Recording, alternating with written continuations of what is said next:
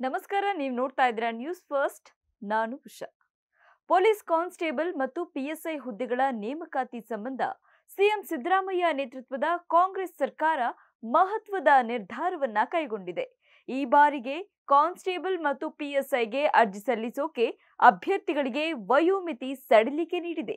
ಈ ಕುರಿತು ನೇಮಕಾತಿ ನಿಯಮಗಳಲ್ಲಿ ತಿದ್ದುಪಡಿ ತರೋಕೆ ಗೃಹ ಸಚಿವ ಡಾಕ್ಟರ್ ಜಿ ಪರಮೇಶ್ವರ್ ಅಧಿಕಾರಿಗಳಿಗೆ ಸೂಚಿಸಿದ್ದಾರೆ ಅಂತ ತಿಳಿದು ಬಂದಿದೆ. ಇದು ಪೊಲೀಸ್ ಆಗ್ಬೇಕು ಅನ್ನೋರಿಗೆ ದಸರಾ ಗಿಫ್ಟ್ ಅಂದ್ರೂ ತಪ್ಪಾಗೋದಿಲ್ಲ.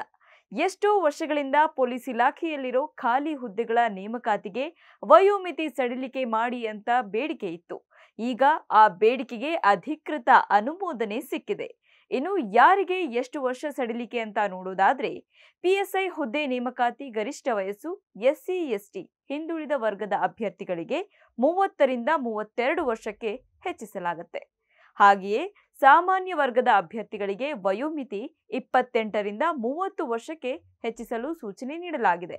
ಹಾಗೆಯೇ ಪೊಲೀಸ್ ಕಾನ್ಸ್ಟೇಬಲ್ ಗರಿಷ್ಠ ವಯೋಮಿತಿ ಎಸ್ಸಿ ಎಸ್ಟಿ ಹಿಂದುಳಿದ ವರ್ಗದ ಅಭ್ಯರ್ಥಿಗಳಿಗೆ 27ರಿಂದ 30 ವರ್ಷ ಹಾಗೂ ಇತರೆ ವರ್ಗದವರಿಗೆ 25ರಿಂದ 27 ವರ್ಷ ಮಾಡಲಾಗುತ್ತೆ.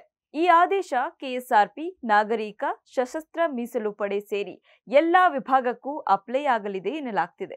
5 ವರ್ಷಗಳ ಹಿಂದೆ 2019ರಲ್ಲಿ 402 ಪಿಎಸ್ಐ ಹುದ್ದೆಗಳ ನೇಮಕಾತಿಗೆ ಕೊನೆಯದಾಗಿ ಅರ್ಜಿ ಆಹ್ವಾನ ಮಾಡಲಾಗಿತ್ತು.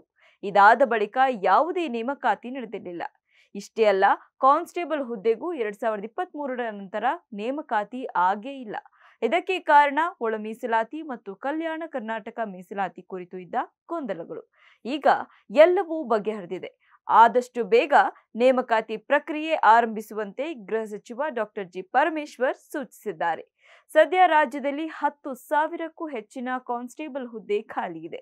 ಇದರ ನೇಮಕಾತಿಯೂ ಆಗಲಿದೆ. ಜೊತೆಗೆ 600 ಪಿಎಸ್ಐ ಹುದ್ದೆಗಳನ್ನ 2 ಭಾಗಗಳಾಗಿ ನೇಮಿಸುವ ಪ್ರಕ್ರಿಯೆಗೆ ಶೀಘ್ರವೇ ಚಾಲನೆ ನೀಡುವಂತೆ ಗೃಹ ಸಚಿವರು ನಿರ್ದೇಶಿಸಿದ್ದಾರೆ ಅಂತ ಗೃಹ ಇಲಾಖೆಯ ಮೂಲಗಳು ತಿಳಿಸಿದೆ. ಮತ್ತಷ್ಟು ಇನ್ಫಾರ್ಮೇಟಿವ್ ಕಂಟೆಂಟ್ಗಾಗಿ ನೋಡ್ತಾ ಇರಿ ನ್ಯೂಸ್ ಫಸ್ಟ್ ಎಜುಕೇಶನ್.